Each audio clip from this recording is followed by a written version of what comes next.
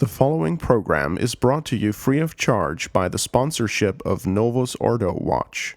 See for yourself that the Church of the Second Vatican Council is not in fact the Catholic Church of the ages. Go to novusordowatch.org. That's novusordowatch.org.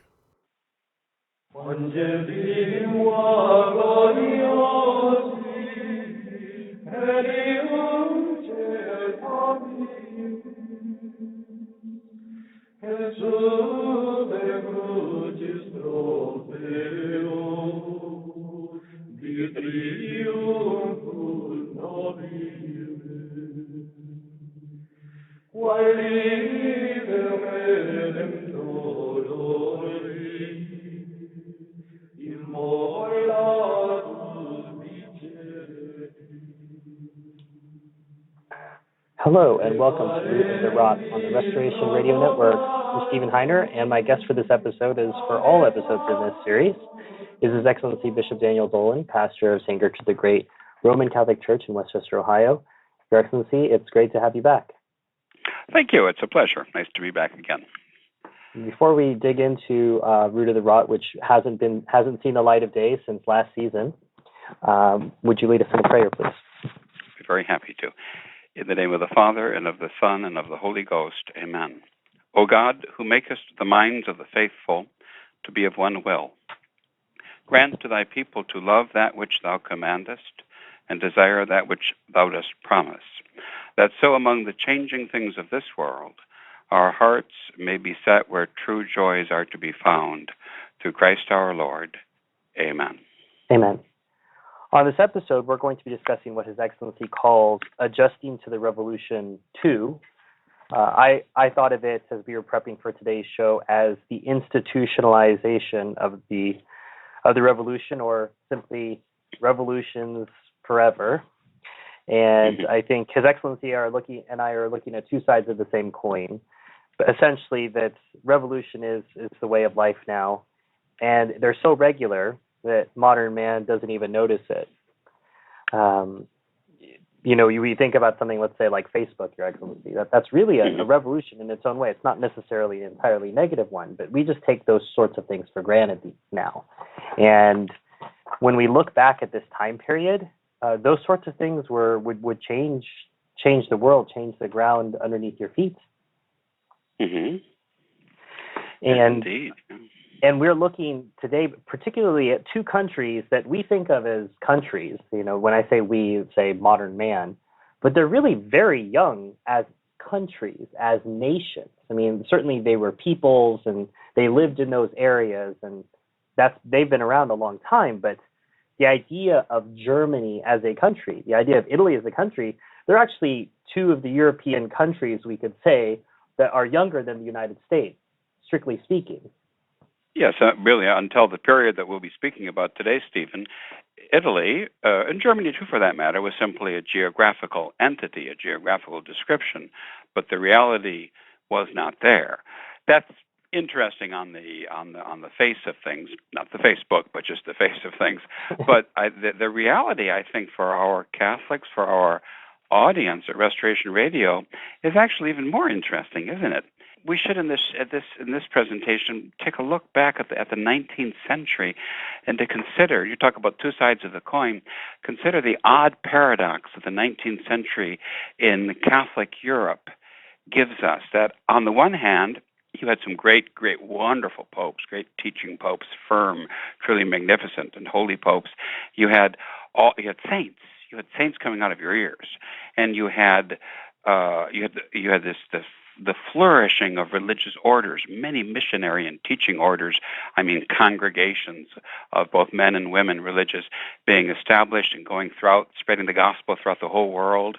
You had the restoration in France, in particular, of the great Benedictine tradition, Dolan, and Lacordaire, and the restoration of the Dominicans. All this wonderful growth and development going on, and yet at the same time, we don't even think today of the terrible, and in the case of France, the bloody persecutions of the church that took place again and again in just the 19th century, and it wasn't that long ago. or in Germany, and how that drove so many German Catholics over to our shores.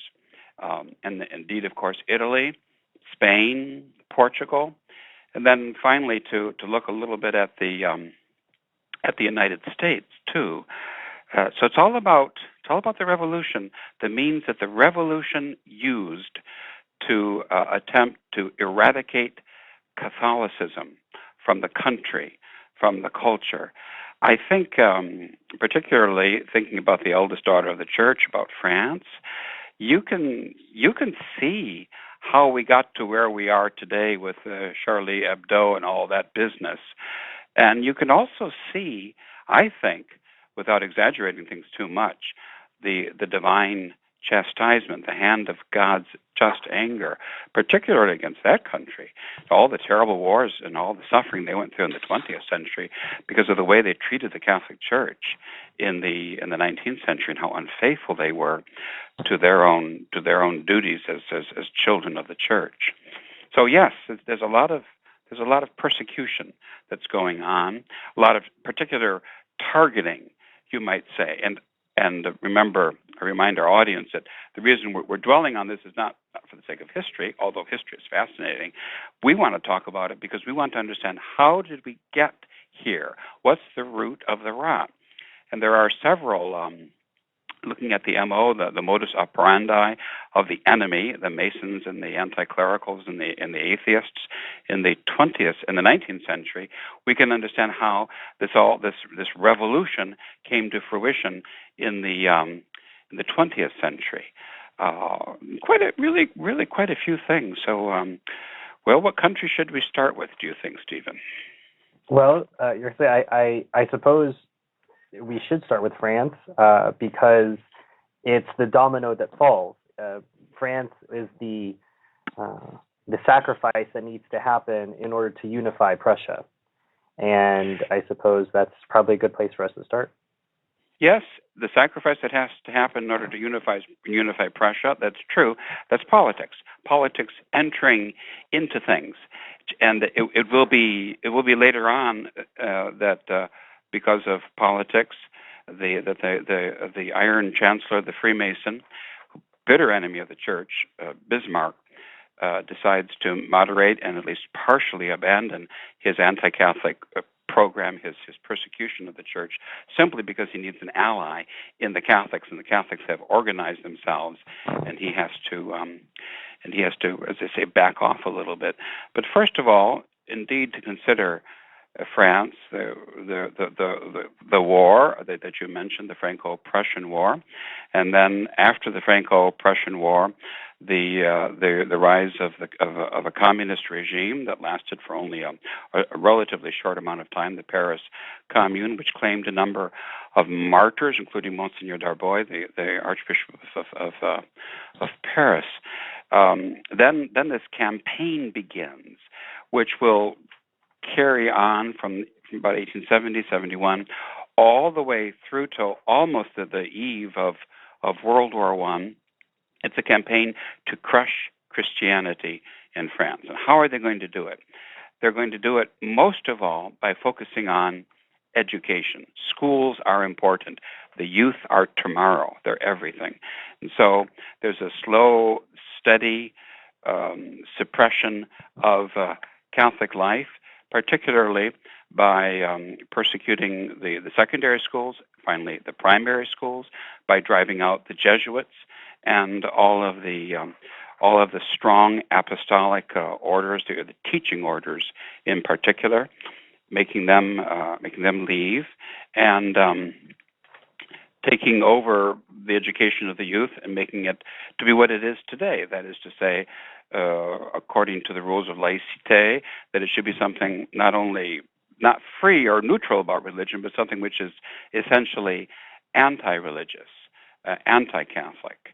Then the French will as well attack the churches. They'll attack the church and the clergy, seizing the church property, and setting up for the maintenance of certain churches, at least, that are allowed to continue what they call associations of worship, whereby the government would have the control, and that there would be some sort of a board that would be elected or appointed in each place to actually run the temporalities of the property. The property, as I say, that was left to the church after the confiscation took place, and that will be another immense point of pressure.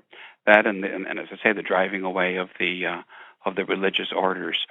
There still exists today in France as a result of this curious idea that French Catholics have, that the priest should not have anything to do with the temporalities of what we would say the traditional chapel or the traditional church. Say if Catholics get together and they buy or they build or rent for themselves a place in order to have the Holy Mass and the sacraments, well then that's meant to be run still today according to French law by an association, a worship association they call it, association culturelle of the cult and of worship, and the French have a system whereby there's a lay board, and this lay board administers the money, the collection, pays the bills, makes the decisions, and all of the rest.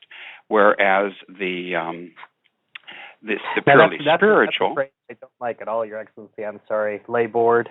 I get I know. I don't like it either, but I was just getting. We'll be covering that in Trad Controversies later this season with the bishops. Okay.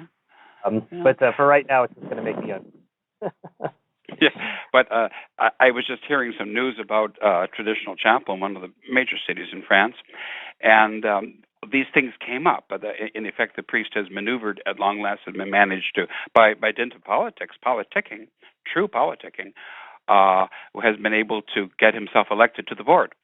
So because he wants to say, and he wants all of this, he would like to have all of the say. And I think he's got pretty much of a slate elected now that will follow him. But imagine having to do all of that. Well, that's this lay control is one aspect of this laïcité, and this is a heritage of this era in French life. So then eventually you're at the eve of World War I, almost or during actually the reign of Pius X, and you have the Concordat broken, all the religious orders driven out of France, all the property seized, and the church and the state truly at loggerheads. But under Pius X, at least the Catholic Church does maintain her liberty. Whereas in any other sort of an arrangement, she will be, as we'll see her to be, especially in Spain, compromised terribly, because in the Iberian Peninsula, the government, there are concordats that are still in effect, and then the government during this era has to approve of the bishops. So who will the government approve of as bishops, if not those who have liberal ideas, Freemasonic ideas? And you'll see that throughout.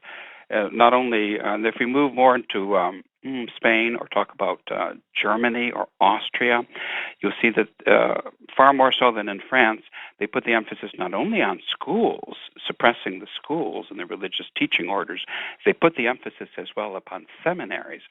With Josephism in Austria, for a long time now, already since the so-called Enlightenment, you have the control of the seminaries, the approval of the seminary professors, the approval of the courses, the approval of the textbooks. And the Germans, being far more methodical than the French, had it all down to a fine art. And they wanted to produce their kind of priest. The Portuguese took it to the other extreme. They simply shut all the seminaries down for a number of years, until finally somebody said, wait a minute, we don't have any priests left. The priests are all dying out. And the people are really starting to object now. So we'll open up some seminaries, but we'll approve the textbooks, we'll approve the professors, the teachers, we'll approve the syllabus, and it's not going to be the syllabus of errors either. And that way we can continue for ourselves this revolution, while at the same time, and this is the genius of it, in all these countries in Europe, seeming to give permission. Nevertheless, on the other hand, it's an immense persecution. Because of this immense persecution, terrible, terrible damage was done. It was done to souls. It was done to the fabric of Christian society. It was done to the priesthood. It was done to the church. So much so that having looked at this era with all those laws and all those persecutions, no wonder we ended up where we did in the 1960s. It's interesting you mentioned that law of 1901, Your Excellency. As I was doing my preparation for the show, I came to the sort of horrid realization of the connection I have with this law. As a non-EU citizen, the best frame that I could use to start my small business here in France was one of those associations. And as I was drawing up the papers with my attorney, I was shocked by the construct of the bylaws. They are such that it's basically a republic. It's a little republic, which is in stark contrast to all of my American companies, which are corporations which are very monarchical. There's a boss, and then he determines everything else. Well, if you look at these, I had to bring on a partner because it was impossible to, you basically can't incorporate one of these by yourself. You have to have a partner, and then everything has to be voted on. And we sort of laughed because this is one of my employees who works for me. We sort of laughed, like, well, I don't care about any of this. I said, I know, but the law requires that I have someone else because, God forbid that you start something on your own.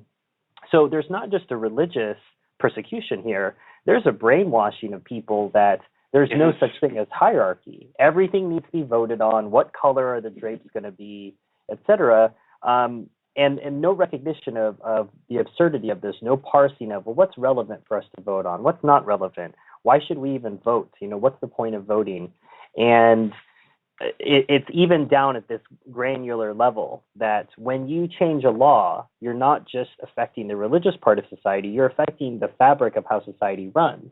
And it was just unbelievable to me how far the revolution. So it was a revelation for me just in my normal business practice that they even have to attack how you do business. Everything has to be rewritten. Yeah. That certainly is an interesting point. And remember a point that we made earlier in the show with Marsilio Padua and people like that, still in the Middle Ages, high Middle Ages actually. Remember that all this talk about democracy, what does it boil down to? It boils down to a dictatorship, and a dictatorship of the few against the many. And so you'll see this going on then in France. And it's interesting, isn't it, Stephen? In my preparation for the show, I did a little reading about Pope Leo XIII, who was another, obviously, a terrifically bright light going on in the darkness of these terrible persecutions in Italy and throughout formerly Catholic Europe. But Leo XIII is worth talking about for a moment. Talk about democracy. He wrote so many and so many magisterial, truly teaching encyclicals. Immortale Dei is to lay out the principles of democracy, talking about government itself, what is acceptable, what's not, what is falsehood, what is true. He lays out from a teaching point of view the truth here, but the governments, the Masonic governments of Europe, will simply lay claim to titles and to ideas, and they will use them to destroy any hint of true liberty for Holy Mother Church and the true liberty that which is the only right that we possess before God, which is the right to obey Him. So that's going on at the same time, and while all this persecution is going on, and thus on the part of Catholics, there's a terrific resistance in France, and perhaps a stronger and certainly more unified resistance in Germany.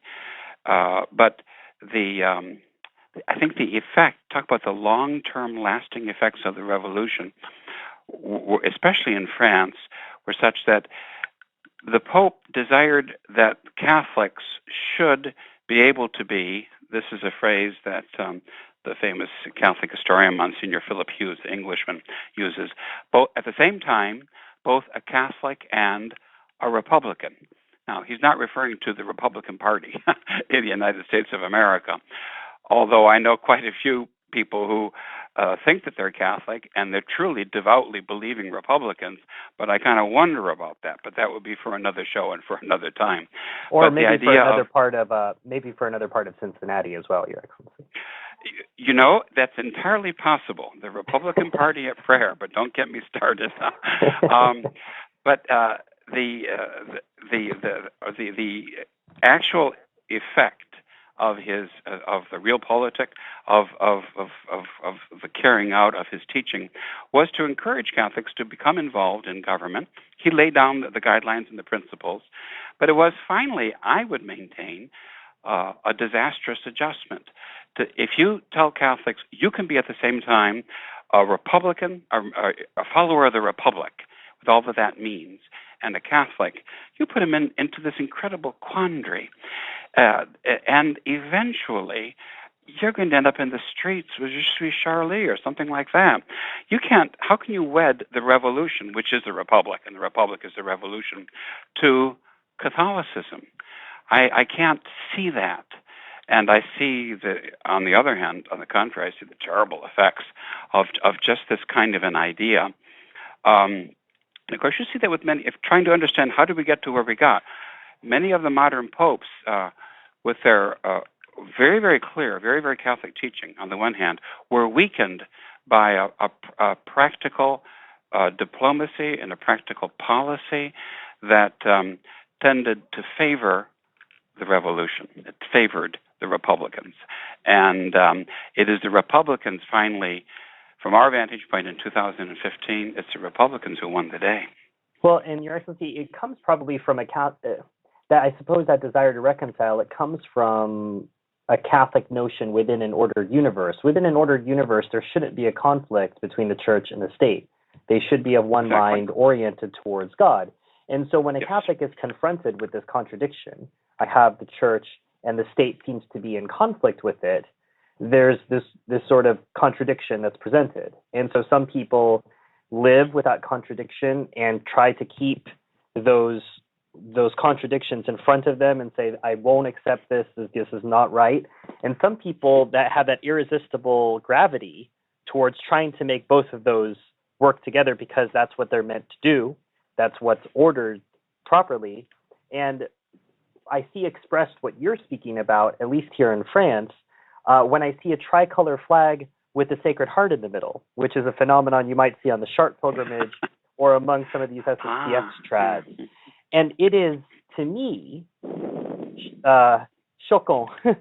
I mean, the first time I explained this to somebody and I said, how is this possible? Now, within our chapel, it's run by Father Legault, and we don't have, no one has sentiments towards this flag, but I was told that there are some young SSPX people who are very, very staunch on this idea of, and Your Excellency, I'm expressing this sort of surprise. Maybe you could tell our listeners a little bit more why the Sacred Heart on the tricolor, a horrible, disgusting flag is something that is just unacceptable. Well, I first of all, let's say, why would they want to do that? Why would they want to, in their own symbolic way, at this late date, attempt to marry the Sacred Heart, the King of Kings, to the Revolution? Well, because the Sacred Heart asked the great French king, Louis XIV, the Sun King, and called him my dearly beloved son, if he wouldn't please agree to put on his drapeau, on his flag, and on his arms, his Sacred Heart, and to consecrate his country to the Sacred Heart. And if he would do so, our Lord promised every temporal as well as spiritual blessing to the king and to his army and to his nation. And the king did not. He refused to, for one reason or another. Then, of course, 100 years later, then comes the revolution and the execution of the descendant of Louis XIV, who is now guillotined. Revolution. And I suppose then this idea of putting the Sacred Heart in the middle of the French tricolor is an attempt to make up for lost time, but the conditions are such that you can never have the Sacred Heart of Jesus reigning as king over the Republic. The very idea is absolutely ludicrous and would indeed be against all of the magisterial teaching of a great pope like Leo XIII. No, the real republic is the republic which is not satisfied with proclaiming freedom of religion, such as we'll see maybe in this show today, our Irish American hierarchy wanted, and they very loudly proclaim that, like Ireland and others like Hecker. No, it's one step a little bit further along the road of true or real republicanism, which is freedom from religion. We don't want your religion. We don't want that in our face. We don't want that in our lives. Take that away. And indeed, all the current events in France these days, I think, justify the truth of just this kind of an analysis. So we're talking today about adjusting to the revolution, and there are different ways in which that was done, or attempted to be done, and the revolutionaries have won. They won. And all the great teaching of Leo the 13th, in effect, was in vain. Of course, obviously, it taught the whole church, but not just the French. But it served no practical purpose, partly because the French Catholics were disunited and were fighting amongst themselves, whereas the Germans had a far greater sense of Catholic unity, but partly because you can't mix oil and water. You can't mix the revolution and the royalty of Jesus Christ. You simply can't, and that's how we got to the rot, Stephen. That we are looking at, kind of holding our noses and looking at in this series. Well, Your Excellency, you made this point about oil and water, and I suppose even when you do try to furiously mix oil and water, over time they're just going to separate again because they're just confining themselves to the natural law. When I think about Leo the 13th, as you say, it's always been my notion, and it's been confirmed by clergy telling me that Leo the 13th was great for words, not so great for action. Well, yes and no. Remember, he's the one who wrote so many, really beautiful and most practical rosary encyclicals, and he's the one. Talk about the modern world and Facebook and the rest of it. He's the one who organized. It seems incredible to us today that there should be a true, quote-unquote, collegial consecration of the world by the bishops of all the bishops of the Church United to the Sacred Heart of Jesus. It was organized in about a month's time without any of the communication means or social media which we enjoy, shall we say, today. So he was, on the one hand, for these things, of course, highly, highly practical. But he was a true intellectual, and he was a dispassionate man. They said that he spent 10 hours a day working at his desk, and he expected that everybody else would spend 10 hours a day working in just the same way. But the practical politics of Leo the 13th went up and down, and sometimes were one way and sometimes were another, both as regards the Italian question, what to do with the House of Savoy, and the Masonic takeover of the Papal States, or what to do about Bismarck in Germany, or indeed what to do about France. And in that sense, I think it's always it's never a good idea to generalize too much, but I will generalize a little bit to say that the modern popes, because they're truly popes, on the one hand, have this supremely simple, because true and clear, lucid teaching style in their encyclicals. They really are letters of instruction to the Church. But diplomatic efforts, the people appointed, the guidelines that are finally drawn up in the practical order are almost always disastrous. And you see it with Leo the 13th. You see it with Pius the 11th too. These were the great popes who set us up for the great disaster of the changes. In effect, let me tell you an anecdote about the death of Leo the 13th. After all that he did, all these encyclicals that he wrote, and all the instructions that he issued, and all the rest of it, he's dying. And it's in 1903, and the laws of association, and things are at a total impasse in relationship between the Pope and the Masons in France. And some French cardinal comes to see him on his deathbed and says, "Holy Father," to try to console him, says, "Holy Father, the majority of the French really still are Catholic, and they really do love the Church." And he said, in response, but they are not the masters. And they allow these men, the masters, to run France. And that's how he summed up the situation. I suppose he finally had his eyes opened to that at the very end. But what people remembered in France was the push to marry the revolution with the social royalty, with the Catholic Church, and that's the impossible part. And we've covered that ground in other episodes, in other seasons actually, but it never hurts to come back to that. No, indeed. No. Where would you like to turn your eyes now? Shall we go north to Germany or south to Italy? Well, now since we're in Italy already with the Pope on a deathbed, let's talk about his predecessor, the glorious Pius IX, who was of an entirely different personality. Hughes described him it describes his bonhomie. He always had a pleasantry and a joke, and he was very down to earth. But on the other hand, he was truly the Pope King, and he was terrible sometimes in his rage.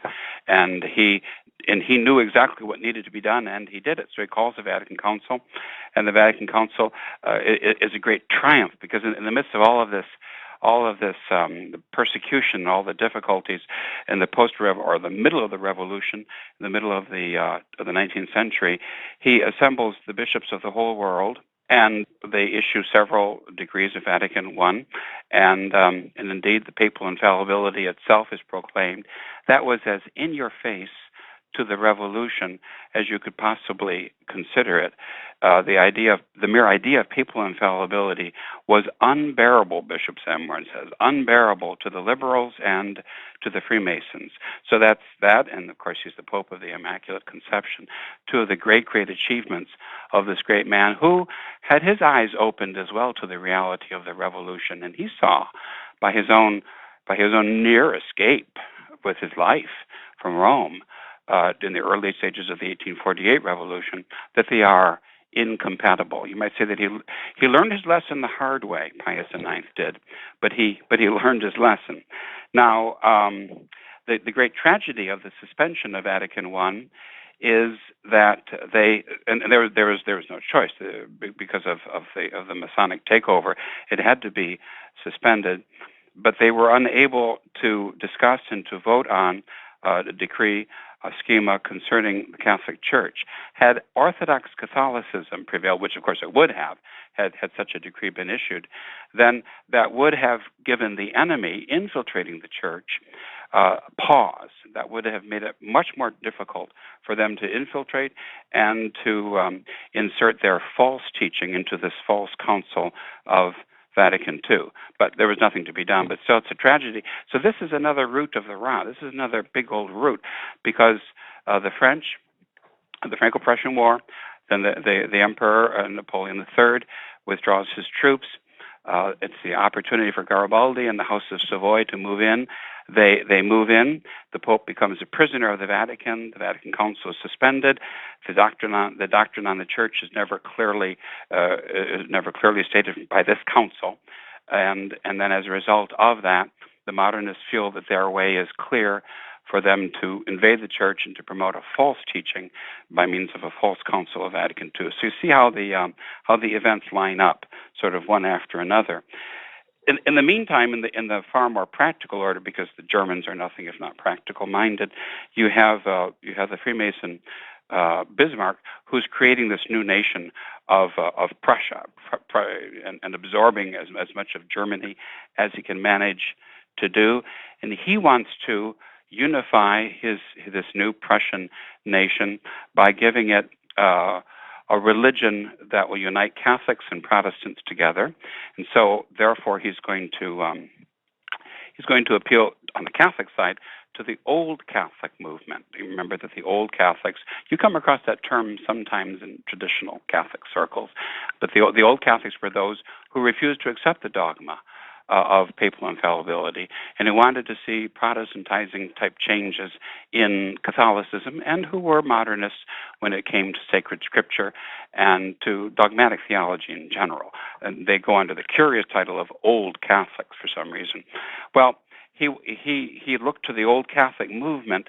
He wanted to foster that, He wanted to create a national church, and eventually, in this national church, unite the Lutherans, the Protestants, together with the Catholics. That's what he was up to in so many of the attacks that he made. And of course, it was ham-fisted. It was very brutal, but that's exactly the goal that he had in mind all the way through. And it was, and sometimes priests were actually taken away and arrested. The whole thing was done with great brutality. Hundreds of districts were left. It's a bit like Mexico during the time of Mexico's persecution. Were left without a mass or even the sacraments for the dying. Very, very sad, and a long, protracted conflict. And Leo XIII, you might say, he never lost his cool. Maybe he was a little bit too dispassionate.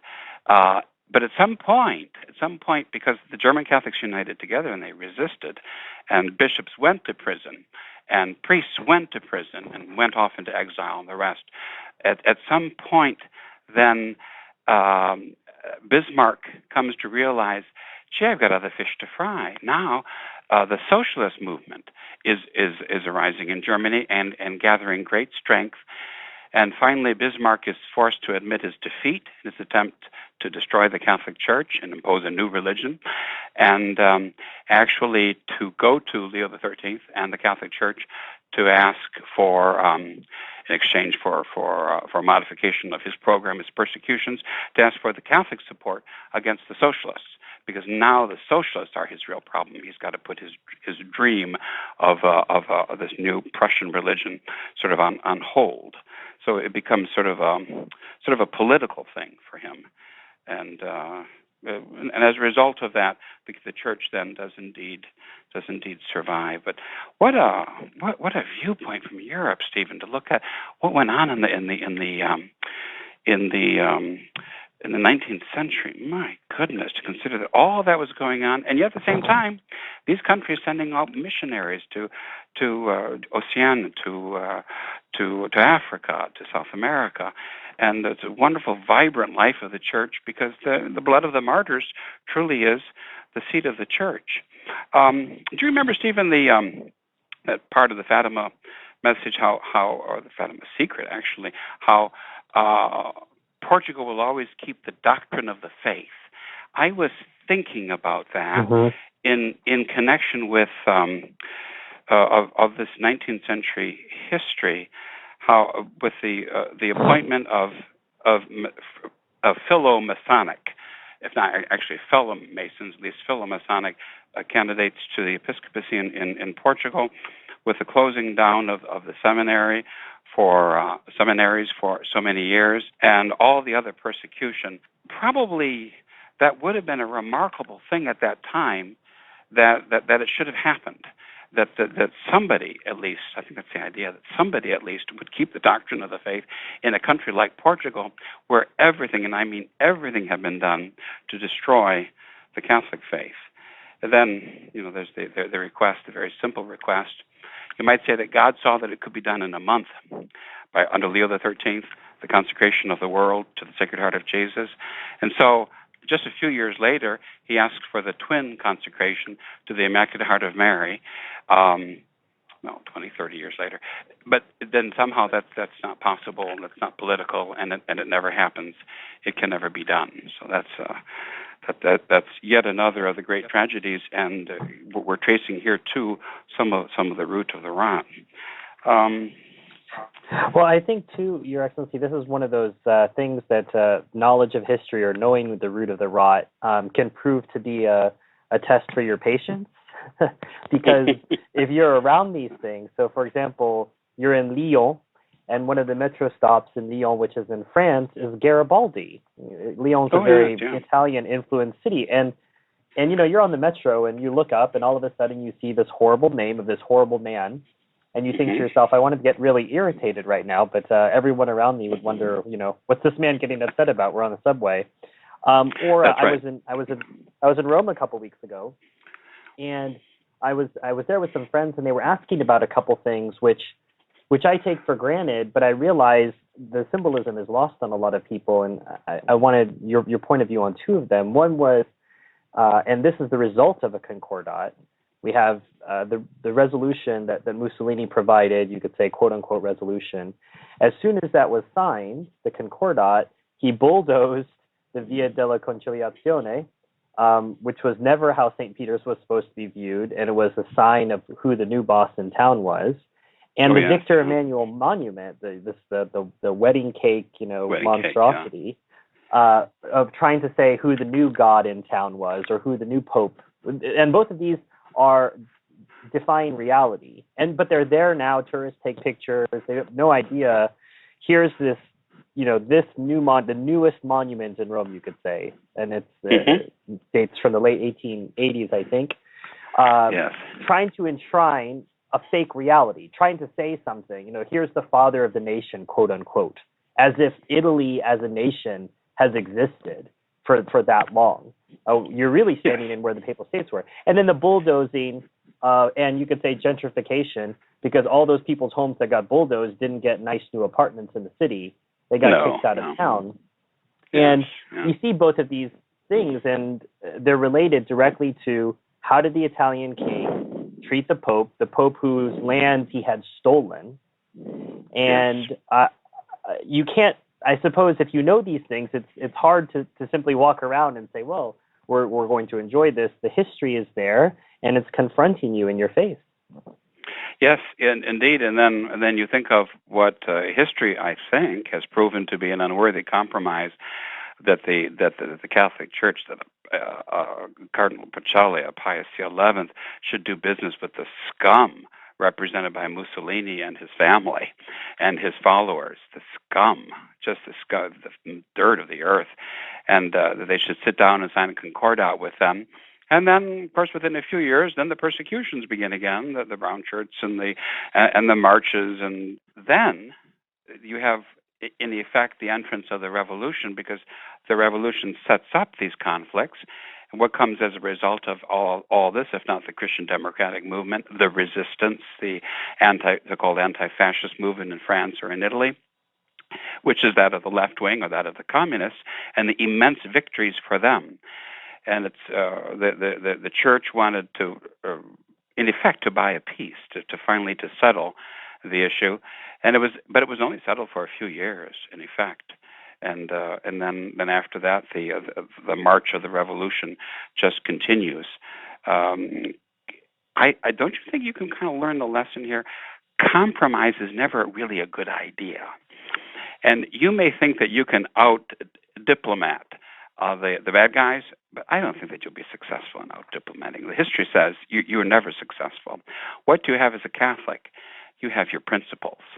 And it's these principles that the world is forced, sooner or later, history shows us, to respect. Whereas these disgusting figures of history, they come and they go, in a few years later, 15 years after the Concordat, Mussolini is hanging from his heels with his mistress from a gas station in Milan. And these are the people with whom the church was going to do business. Napoleon, too, for that matter. The original making peace with the revolution at the beginning of the 19th century. These are all things that have led to the rot and have led to, in effect, to the dissolution of Christendom. Could you say, Your Excellency, that diplomacy is a natural virtue, and you're never going to surpass in virtue those forces of organized naturalism? Well, that's an interesting insight. I'm highly in favor of diplomacy myself, just for getting along, especially among our fellow Catholics who are left. And sometimes one wishes there were a little bit more diplomacy rather than less.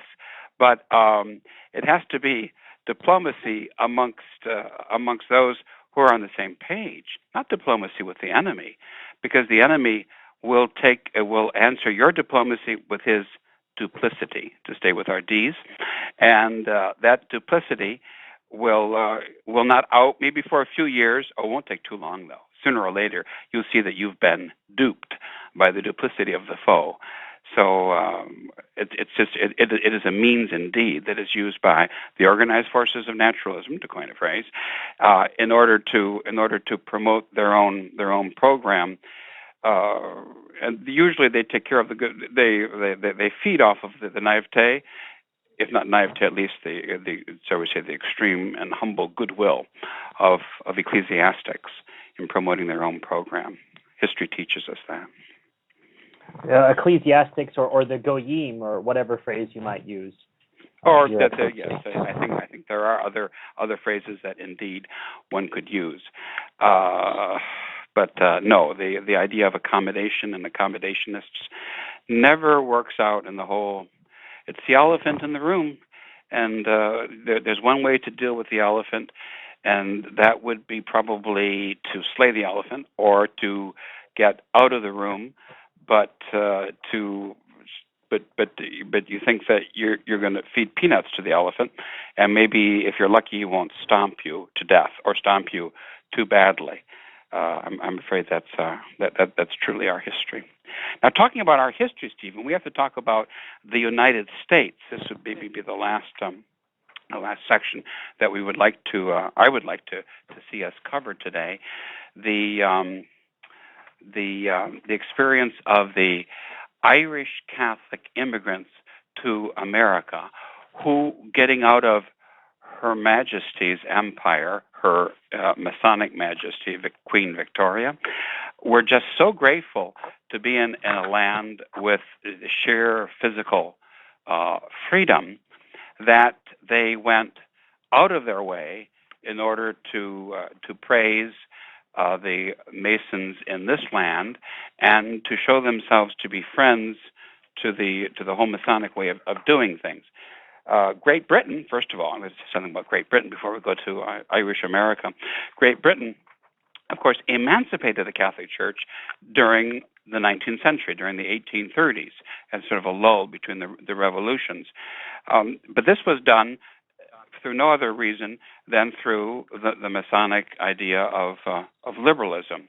And there's a very high price that's paid by Catholics for this liberalization. That is to say, that it affects their own thinking and indeed their own principles. So you have institutionalized indifferentism, Bishop Sanborn says, in the United States of America, and after all of these centuries of being forced to support the Protestant church established by law in England and in Ireland and in Scotland, to the Catholic immigrants, this new system looks very good. And instead of thanking God for the physical liberty to do that which is right, now somebody gets the fine idea of actually making these things into principles and promoting them as principles. And these are the principles which the great Leo XIII will condemn as Americanism. And it's the Americans in France, Americanists in France, and the Americanists in America, chiefly Irish Americans, such as Archbishop Ireland. He's the leading example of that, who are promoting these ideas, not only freedom of religion, but the idea of the exaltation of personal conscience, which would take you right back to Martin Luther and the whole religious revolt of the 16th century. And then, so now you have a whole chunk of Catholic doctrine which is just not talked about anymore. It's just not taught, which means your idea of history, the idea of history, that your working idea of history is going to be lopsided and false and out of balance. And that's unfortunately that's the legacy of an overly grateful Irish American church in the United States of America to the Masonic masters, in effect. And of course, they didn't mind. They were probably delighted that it should be so, as the Irish Americans would fall over themselves to prove that yes, we're Catholics, but we're really Americans. You can see. So Jack Kennedy, in his speech to the Protestant ministers in Dallas, Texas, when he runs for the presidency in 1960, he's in that fine tradition, as it were.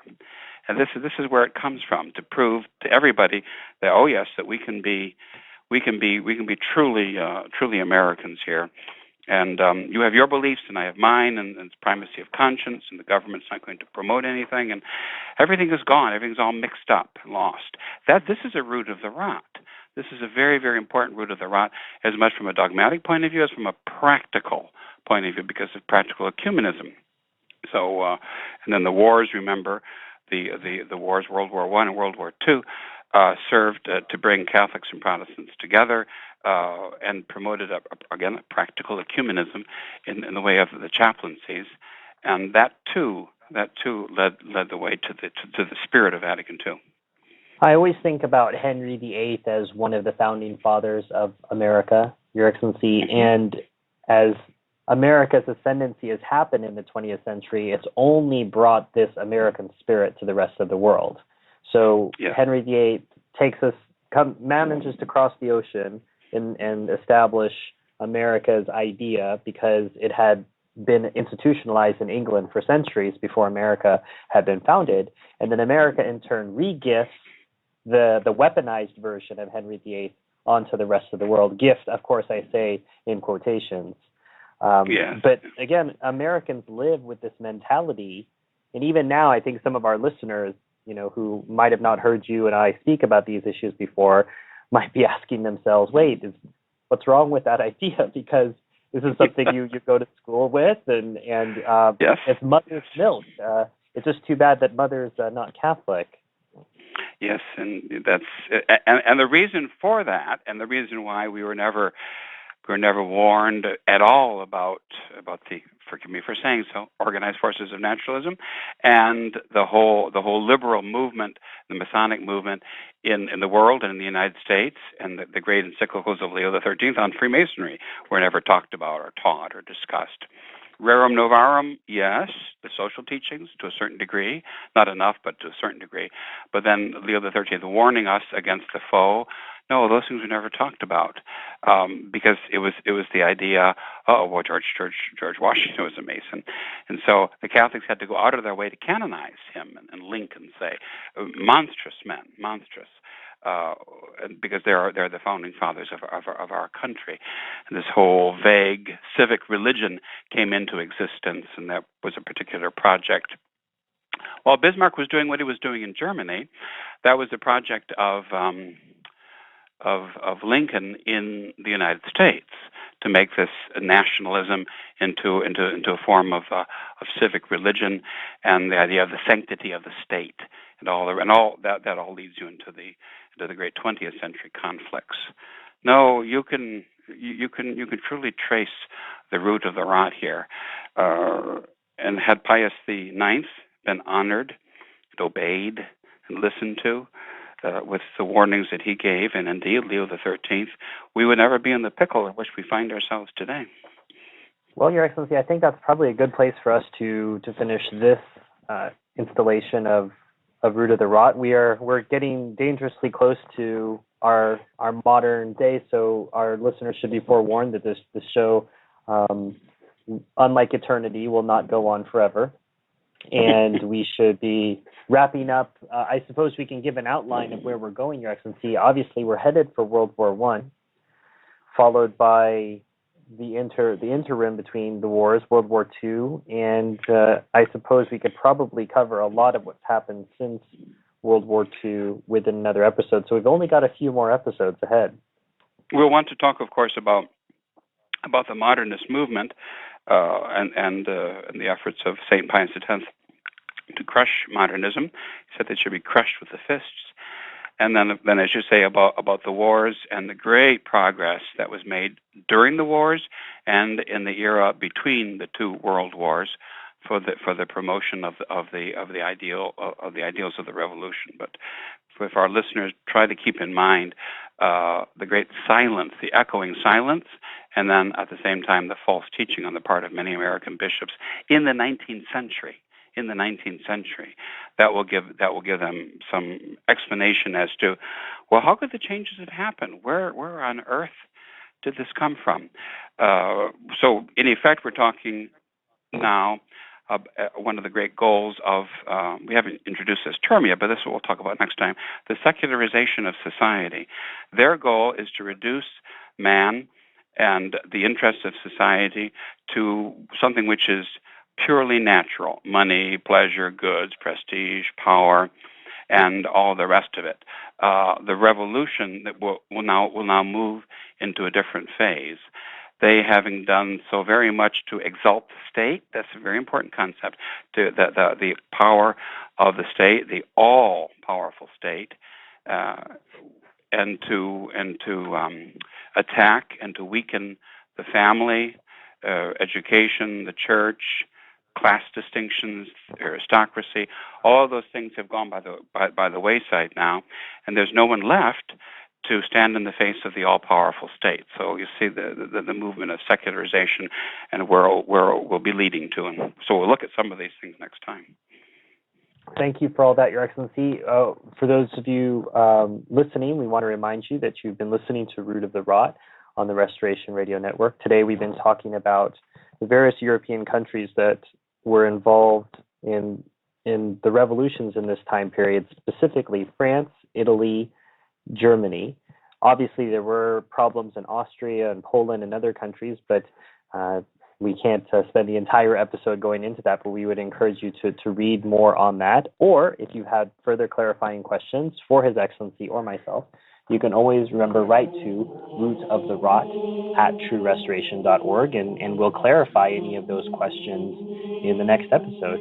Your Excellency, thanks as always for joining us. It's my pleasure. I look forward to the next one. Thank you, Stephen.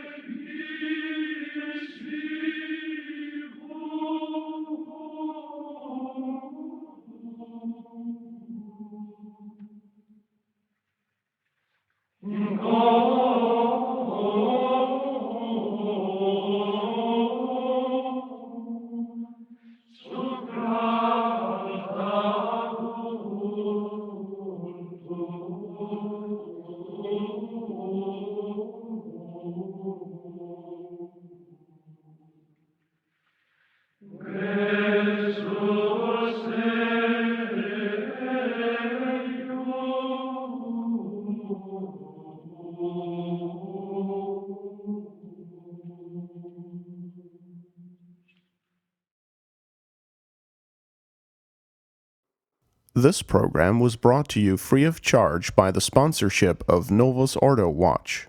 See for yourself that the Church of the Second Vatican Council is not in fact the Catholic Church of the ages. Go to novusordowatch.org. That's novusordowatch.org.